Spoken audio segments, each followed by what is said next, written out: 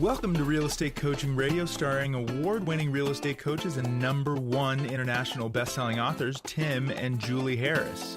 This is the #1 daily radio show for realtors looking for a no BS, authentic, real-time coaching experience. What's really working in today's market, how to generate more leads, make more money, and have more time for what you love in your life. And now your hosts, Tim and Julie Harris. Welcome back. So, spring 2024 is almost here. It really is. It is. Things are thawing. Of course, you might have a few more rounds, but it's coming. I just had Julie tell me what the weather was in different cities where we have a lot of coaching clients around the country. And the lowest daily high today was 40 degrees. So that's a heck of a lot better than like a month ago. It is much better, right? For sure. So spring 2024 is almost here, and all of you need leads. And so what we're going to be doing today is we're going to be giving you our proven open house plan. Now, just to be clear, this is the open house plan that works in all price ranges, all market conditions, whether you're selling condos, luxury homes, it does not matter what you're selling. And I also want to share with you guys a lot of the Bravo TV stars that Julie and I have had coaching clients and had on our podcast before. Almost all of them started out their real estate careers by doing open houses, and they continue to do open houses because open houses, when you do it correctly, are without a doubt, especially when there's not a lot for sale, like is the case with most of the country, comparatively so to say, 10 years ago. When you do an open house following our plan, you will generate droves of not just buyer leads, but seller leads, and the best part, no referral fees. That's right. I think that this is perhaps the best unintended consequence or byproduct of a tight inventory market is that open houses work so well, right? Because people are starving to see the next thing that pops up. I have had many coaching clients tell me that they've had more than 100 people through, whether that's couples or families or what have you, in a really rockin' open house. So how do you do that? They send us pictures and we post them on Instagram. Awesome. Of the line. So I remember, we've got lots of pictures of agents doing open houses where there's a line going around. It's like a house party. Yeah, it's almost unfathomable to have that many. It's like too much success too fast. Yes, but we're going to talk about how to handle that too. Right, you're going to have to get real good at pre-qualifying really fast. That's right, managing But people. we're going to be talking about all that stuff on today's podcast, so get ready to take notes. Speaking of notes, the notes for today's show are down below. So if you're on Stitcher, Spotify, YouTube, does not matter where you're listening or watching us, you can scroll down and you will find all of our notes waiting there for you. And follow along and use accordingly. And we do encourage those of you who have brokerages or small teams, whatnot, to use these notes when you're educating and training your agents as well. And of course, while you're there are links for you to learn more about joining Julie and I at eXp Realty. There's a link down below that gives you the information on our eXp Realty team site. Now, this is a site which will explain all the reasons why literally thousands of agents have joined with us at eXp Realty and why you might consider doing so as well. It is time for you to consider a broker upgrade, and we really truly believe that eXp Realty is the best option for all of you, and it would be our pleasure and our honor if you were to consider us as your eXp Realty sponsors. So the link to learn more about our group is below, or, by the way, you can simply text me directly at 512-758-0206, 512-758-0206. Please text, don't call. So if you're ready to join eXp Realty, you're looking for a sponsor that's going to be very proactive in your success. If you want to learn more, just go and click the link below. Or if you're ready to make a decision or close to it, just text me directly at 512-758-0206. Yes, and this will be a two-part podcast. This is part one. I mentioned how you can get the notes. So if you don't have your own open house ready to go this weekend, maybe you're in between listings, maybe you're just getting started, whatever the case may be, you can borrow an open house from an agent or from your broker. Or a builder.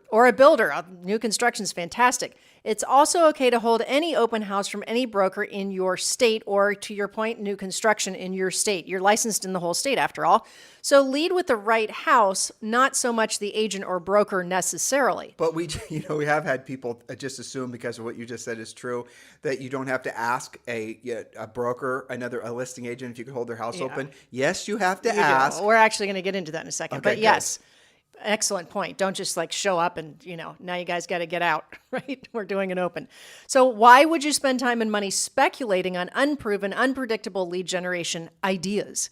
Instead, create a predictable, duplicatable, and systematized open house plan commit to making this a lead generation machine. That's why it's going to take us 2 podcasts to show you how to do that. So I'm scanning your notes, and it is a good place for us to insert this information. Sure. So I want you guys to think about the process that we're going to just focus on buyers. Now remember, a lot of buyers, depending on the price point of the house, let's say you're holding open a house that's $1 million, let's just say. Chances are the people that are moving up to that house for sale are rather, obviously they're moving up, so they've got a house to sell. So even though people show up oftentimes in your life as buyers, they're actually sellers as well. But let's set that aside. So if you think about that, the process that a buyer goes through when they're choosing a neighborhood, they have already, everybody knows at this point that essentially the least motivated, really poorest quality leads are online leads, especially the ones you guys buy. Those are the people that are just getting ready to get started. They're looking at a bunch of different websites. They're filling out forums. Unfortunately, a lot of times they're then getting spammed with a lot of different agents who bought their lead information from whatever portal. It's not a good experience for consumers. Mm-hmm. We all can agree to that. But what happens is most people start there. Used to be Homes magazines, right? So people start somewhere. And then what happens then is they start focusing on maybe a city. And then they go to a different city, then they go to a community. Then they go to a community, then they go to a neighborhood. So what they're doing is they're filtering themselves down through the process to the point where they're driving through neighborhoods looking for those new listings that are having the open houses for the first time. Those are the best quality, most motivated leads, 100% of the time. Julie and I, how did Tim and Julie sell over 100 homes our first year in real estate? Because we did open houses every single Saturday, every single Sunday. I bet you our first year we did probably 200 open houses. I'm not even exaggerating. And we would, guess what? We would get them from for sale by owners, our FSBOs. We'd list a FSBO, we'd hold it open. We knew that chances are that we would get more business from it, and sure enough, we did. And the sellers saw the activity we were doing in the neighborhood. They realized we were working our butts off to get that guy's house sold, and we get more listings that way. But the point that I want you to understand, the best leads are the ones that are essentially have already chosen the neighborhood in which your open house is, and they're now trying to literally find a house. And here's great news for all of you. And again, this is going to be an eye-opener for those of you who think you're going to get commitment from people from your long-term drip campaigns. All kinds of research going back decades has proven that most consumers choose the first agent that they meet. Now, meet can be a call, but for the most part, it's the first agent that they meet with. So if you're talking with a buyer today, and that buyer is somebody who's you pre-qualified or seem like they're ready to go, with that buyer, you have to assume is is also talking with 2 or 3 different other agents. If that one of those other agents gets an appointment before you do, you know that they're not going to work with you. They're going to work with that other agent because the other agent met with them first. Do you guys get it? Mm-hmm. It's because it's a human relationship bonding thing. That's how people go about making decisions. So if someone's driving through open houses or driving through your community looking for open houses, and there you are, you're following this plan, chances are they're going to want to work with you, not just for the buy of the house, but also if they happen to have a house for sale. That's the thing that pisses off seasoned veteran agents because they know that most consumers are going to work with the first agent that they meet, and that might even be a new agent. That might be an agent who has never sold a house before, but because they were there to satisfy that seller's need at the time the seller was ready to make a decision who they were going to work with, that seller or that buyer is now going to work with that particular agent. Most consumers are not going to take the time and sift and sort and pre-qualify and ask the agent a whole bunch of different questions about how many houses in the neighborhood they sold and all the rest of it. You guys know what I'm saying is true, and you understand the importance of getting to that prospective client first, and that's the core, that's the essence, that's the heart of the reason why open houses, when done correctly, work so well. Well, you made so many good points there. You pointed out that they've basically self-selected, that they're in the market. They're in that market, in that neighborhood. They're looking for that particular type of home, usually in that particular price range, give or take a little bit. And they are motivated enough that they have taken their weekend to go look at houses. That's the main thing. Yeah. If they're taking their Sunday afternoon and they're driving around looking at houses, do not blow that lead off. It is honestly, it's insane. Mind-blowing. It is mind-blowing because so many agents listening just right now think that, I get leads from buying them. I have to pay Zillow 43%. You do or not. XYZ company 43%. Why? Why are you doing that? It's insane. Stop buying leads. Generate your own. Generating leads. They're trying to make it too hard. You guys are making it too hard. It's because no one's told you the truth like what we're telling you. So the first rule is, and this is so important, is if you screw this up, none of the other points that Julie wrote down for you guys is going to make a difference. Choose the right house to hold open. Choose the right house to hold open. First-time move-up homes are the best. First-time move-up homes. That's not necessarily first-time buyer houses the first time that they move up. In other words, the second move. Right, Yeah. their second move. So they bought their first house. They've lived in it for a little while. Maybe you sold it to them, and now they're ready to move up. And so those are the best ones. Why? Because that's at least 2 transactions. They're going to buy a house from you, maybe the house you're holding open, and you're going to get the listing provided you pre-qualify them, ask the right questions, and follow our system. That's right. So popular neighborhoods, school districts, and zip codes. The more curb appeal, the better. That can matter. You know what's hot and what's not, so choose wisely. If you don't know what's hot and what's not, refer to our many podcasts about how to figure that out, but it's mostly centers on your hot sheet. You can figure it out pretty easily. Don't hold an open house that's behind a bunch of gates, up a twisty road, hard to find, hard to park, or other inconveniences that will deter turnout. So choose the right house. And we're talking about, just to get back to the move up thing, let's just give them an example. Let's say that a first-time buyer house in most areas is right around 400,000, 450,000. So that's the first house. They're going to move up to something that's probably 550 to 650. That's a better open house. If you're more comfortable in the lower price range, that's fine. But the reason that we like that first move up is to what you said, Tim. They are more likely to have a listing to sell as well as a buy side. Here's a slight edit to that. This is what Julie and I did our first year to sell over 100 homes. If you are going to go and you're going to have say for example, go after what will be a first-time home buyer house, and you're listing a FSBO or maybe even an expired or just whatever in a community that is generally the first home in a price point of the first location, whatever the first time buyers buy, and those sellers are then become buyers for you of the move up house, that works too. Yes, Okay. it's actually an easier transaction for agents that are intimidated. I'm glad that you hovered on that, because some of you're either intimidated by having to handle the buy and sell for somebody and the strategy and the competition and all of that, or maybe you just really like working with first-time buyers. That's okay. But also it's easier too. It is easier. It is easier because the first-time home buyer house is going to sell I cannot imagine a market right now where a first-time home buyer price point house that's say less than 400 or 400 or less anywhere in the United States, it's going to sell instantaneously, which means you're going to transact quicker and make more money faster and help that person. Yeah. And it's going to be easier for you to do all of it because the house will, price, condition, location are all in check. It'll sell itself, right? Mm-hmm. And those types of houses are always going to be hot for first-time buyers, investors, it doesn't matter what, or even downsizers. So that's a little sweet spot. So if you're trying to, think in terms of like if you were to hold a house that's a move up type house open, you're then going to have to get that seller to list with you. You're going to have to get that buyer to, become your seller. And then that buyer's, now that they're a seller, they might have to sell that house before they actually can buy. It's more complicated. Exactly. You guys get the point? You'll transact quicker if you are essentially holding first-time home buyer type homes open. Now, some of you aren't going to want to do that, and I respect that. Mm-hmm. I mean, people ask Julie and I all the time, if we were to get back selling real estate, what would we do? Or where would we sell? I'll tell you right now, in the most expensive area that had the highest transaction volume. That's easy. That's just smart. That's just it. Right? Where we could make the most amount of money where people wanted to live. That's the whole, I just gave you guys the Dakota ring. Yes, exactly. But, I think we've talked about this point a lot, but the first-time buyer of a house, also that buyer is not going to have a house to sell. They're not going to be contingent. Right. They're going to love all of your advice because they don't know 5 different agents. It's all good.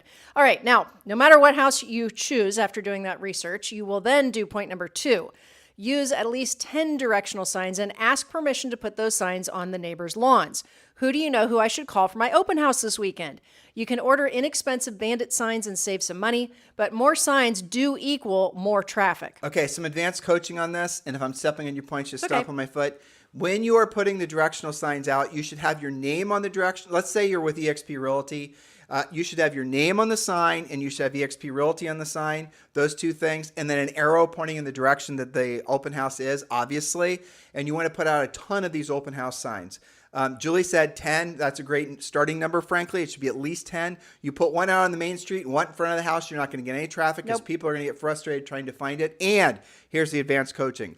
Before you put an open house sign in front of someone's house, that even if you're putting it on the city side between the street and the sidewalk, if there's a sidewalk, that's the city side, and technically you don't have to ask to put an open house sign there. I want you to do it anyway because you're going to find that the sellers are going to be, the owners of the house, that you're asking permission to put a little directional sign in the corner of their yard for 3 hours, whether they'll be okay with that, you're going to get more future listings from that because of the fact that you knocked on the door and asked permission, even though you didn't have to. And they're going to say these exact words to you, mark my word. You know what? I am amazed at whatever version of that you asked, because agents for decades have been doing that without asking me. And I'm so happy that you asked me. And Julie and I got listings like this. Coaching clients have followed that. It's very simple. You're just being respectful. That's all you're being. And it pays dividends in the future. And by the way, it's the right thing to do. I would count that as a contact, assuming that you are actually voice to voice and are asking, gosh, maybe you know somebody who this is a unique opportunity to choose your neighbors. Who should I be calling who would love to buy a house in your neighborhood? It's kind of a compliment, I think. All right, point number 3, know the listing and know the neighborhood of the open house, whether it's your listing or you're borrowing one. Keep a cheat sheet of the following, or use the notes in your smartphone. All of the active listings, the pending listings, and the recently sold listings in the neighborhood, as well as any neighborhoods that compete with your subject property. Know the average days on the market and the average list to sell price ratio. I know this is controversial, Julie probably won't agree with me, but don't print off a bunch of, community CMA type flyer handout deals, because if you do, you're not going to be able to capture their contact information. So ask them if you'd like them to receive a CMA of what, all the updated listings and maybe some coming soon type listings. And then you will have the opportunity to ask for their name, their phone number, and their email address, and then text it to them. But I would strongly suggest you guys not just hand out. You're not there for a PSA. You're not just giving out public service announcements about. The information lives in your brain so that you can speak fluently, and be an expert in the neighborhood, be a specialist in the neighborhood, be interesting to them. Hey, I ran into this agent that actually they had it going on. They knew all about this neighborhood. This must be their thing. And then they feel comfortable and confident giving their contact information. That's your follow-up for that evening. So point number 4, know the facts about the competing neighborhoods. Is there new construction nearby? That's the big one. Yes. Have you toured it, and do you know the facts about it? Are the builders offering incentives? Sometimes you're going to lead generate off of a resale and then end up selling a bunch of new construction. That's okay. That happens all the time. So advanced coaching, you're going to have someone walk through the house. You're going to have all this information on the builders and the financing, all the rest of it. And these buyers express the fact that they're interested in it. You can register, depending on your relationship with the builder or the build rep. You can then online, through a text even, maybe they require a form being completed online. It doesn't really matter. You can register those buyers with that builder, and you can say, then maybe even message the new home rep and say, I'm sending Bob and Betty by to check out the new build rep, or your new build, options. I think they'll be perfect build clients for you. And if Bob and Betty then go into contract with that new build rep, you're going to get a commission in 4 to 6 months. And I know you guys think I'm making that up, but I'm not. That's really how it works. You're going to have understand how the new build reps and the new builders, what their threshold is in essence with regards to registering. But I just told you guys, if you have a trustworthy relationship, a trusting relationship with the new build rep, chances are they're going to be more than willing to essentially put you on the contract, even if you didn't quote unquote cross the threshold with those buyers. That's why we suggested that you actually go and tour and get to know those new build reps and build that relationship. We did a podcast, maybe it was a podcast series dedicated to knowing how to work with new construction. So this fits right into that pocket.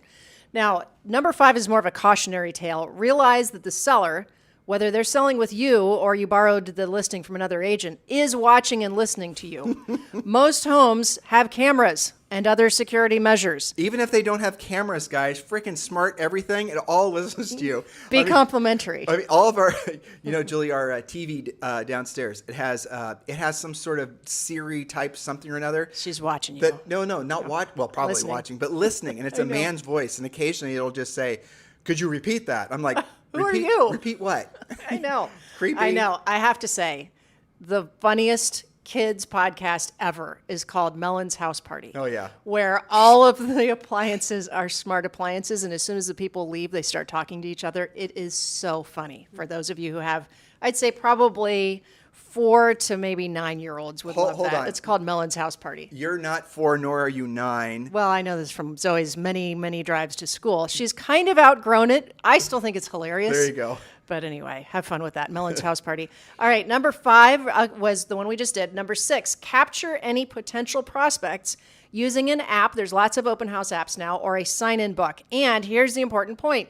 Follow up the same day or evening. Using our open house lead follow-up scripts. Which home in the area do you plan on selling? That's asking if they have a listing. If you know that there's going to be high traffic, have a partner sign people in at the door so that you can have conversations and answer questions without losing potential business. All right, I want to talk about this one. Yes. Okay, so first of all, what would you use if given a choice?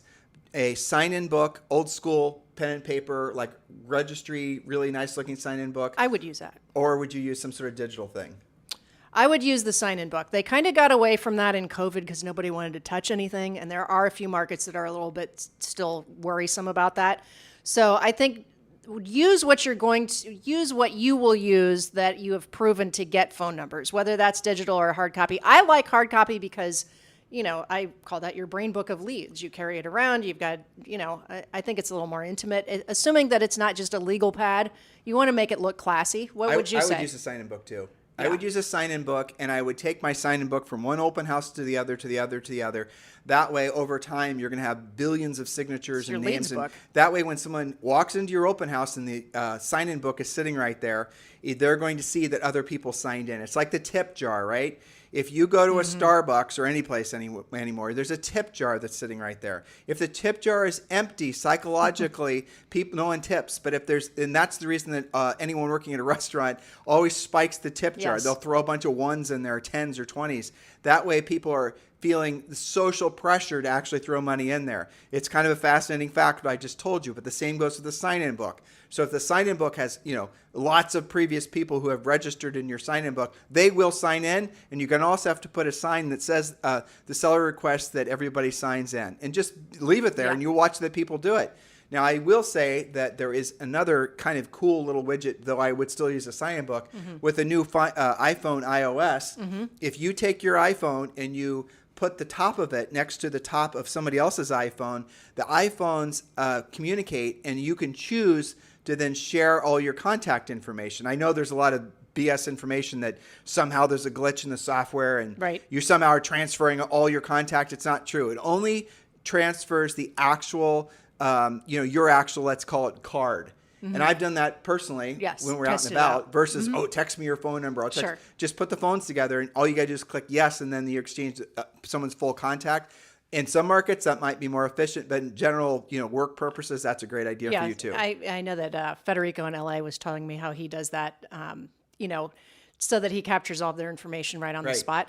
I think some of this also, do what you're most comfortable with that's working for you, but it also depends on how slammed your open house is, right? So people can kind of circulate through signing the book a little bit easier than if you're stuck sharing your phone contacts and it's just one-on-one and there's 20 people behind you, right? I like how all your stories have the idea that there's going to be droves and droves of people. I'm telling you, low inventory is such a blessing right now with regards to opens. Julie said something else as well. She said, don't, if you are blessed with droves of people wanting to walk through, don't make the mistake of just pigeonholing yourself, talking to the one analytical person that wants to hear about the age of the appliances and all this stuff. Your job is to be the meter and the greeter. Now, if you don't have an assistant or someone that can work with you, you're going to have to sort of balance how all of that works. And maybe in that particular case, when they walk in, you give them some sort of MLS flyer on the house that has all that pertinent information. But your job is to make it so that when everyone walks into that open house, they're feeling welcomed by you. They're impressed with how many people are there, how clean, organized it is. And we're going to get to all those particular details on tomorrow's show. But Julie has a couple more points. One more point? Yes, one more point. Number 7, door knock or canvass the neighborhood. Canvass the neighborhood sounds better, right? Because it's like prospecting. We can't call it that. It's lead generation. We're not allowed to say script. We have to say conversation outline. I know. This is all the code, and right? We can't say prospect. We have to say proactive lead generation. Exactly. And canvass the neighborhood, the day before your open house. Speak with as many homeowners as possible and ask whom you should be calling so they can choose their neighbors. I have so many examples. I know you do too. Our coaches do, of actual listings happening exactly like this. And the typical stance from those people is, gosh, you're really working this hard, aren't you? The last time I saw a listing in the neighborhood, it just sat there. You're really working to do this. Well, advanced tip. You can even do a neighbors only. Hopefully it's not one of your points tomorrow. Nope. Okay. It's okay. Do a neighbors only open house, which you're going to basically say, for example, let's say your official open house is 1 to 3 or whatever it's going to be on a Sunday. Well, do a neighbors only that's going to start at like 11. And that gives you an excuse to go knock on all the, doors of the adjacent homes. I'm sorry, canvas, for those of you guys who don't like the word knock. And we're trying to take off the sharp edges so that, we're trying to nerf up some of these words so you guys aren't automatically like, being triggered. And some of you are very sensitive to the idea that you're going to have to prospect and things like that. So hopefully you're laughing at yourselves, especially if you're one of those people. Putting the icing on it for you. Yeah, exactly. We think it's funny. But anyway, so yes, the moral of the story is go invite all the neighbors. And we have open house invitation scripts, but very simple, obviously. Neighbors only open house. And then if you're in a nicer area, I mean, honestly, it will work in all markets, but a nicer area, it might merit you actually having some kind of formal looking invitation that you're going to give to all the neighbors as you're going around. And I'm talking about taking like an 8.5 by 11, a nice paper stock, cutting it in half, having a nice looking font and you're invited to type of thing. Like a card or something. Have your title, mortgage or whatnot. You do a little sponsoring of the open house and have, some sort of little hors d'oeuvres or whatever. Do something that's really going to set yourself apart. Because remember, what you're doing when you're doing an open house is you're auditioning to be the listing agent of all the neighbors who are thinking about selling. Well, it's not unusual. I'm glad you mentioned that. It is not unusual for that situation to happen where they say, the reason I went to the open house wasn't because I want to buy this house. It's because I'm trying to get to know the agents who are actually working in my neighborhood. They will actually say that, and they will make a decision based on how you handled the open house, how you followed up with them, how you presented. You are auditioning. They're saying, all right, so Tim, how did you handle, I'm going to observe, how are you handling this open house? But Julie, it's so, when we do stuff like this, honestly, it makes me excited because I know that it does not matter how behind the times, air quoting there, someone is with regards to media, branding, videos, blah, blah, blah.